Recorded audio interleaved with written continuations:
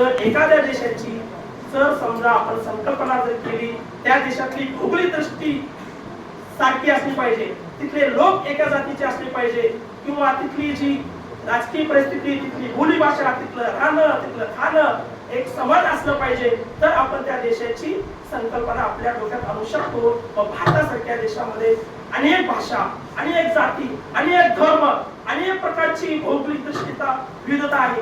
असं सर्व असताना एकसंध भारत देश राहील असं कुणाला विश्वासही वाटला नाही. असं अनेक लोकांनी, भले मोठ्या देशांनी सांगितलं की भारताचे भविष्यामध्ये येणाऱ्या काळामध्ये असंख्य तुकडे पडतील आणि भारतातून असंख्य देश निर्माण होतील, असे अनेक देशांनी संकल्पना उपस्थित केल्या.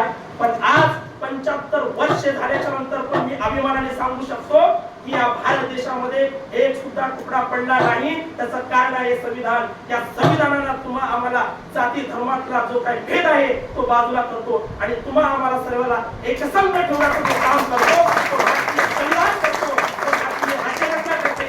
म्हणून तुम्हाला या ठिकाणी मला आवर्जून सांगायचं आहे, आपल्या बरोबर स्वतंत्र झालेला एक दिवस पहिले पाकिस्तानाचे 2 तुकडे पडले. एकाच जातीचे लोक आहेत, एका धर्माचे लोक आहेत, एकच भाषा बोलणारे आहेत. त्यांच्यामध्ये एक गोष्टीची कमतरता होती, भौगोलिक दृष्ट्या. जसे की पाकिस्तानाचा एक भाग आणि बांगलादेशचा भाग,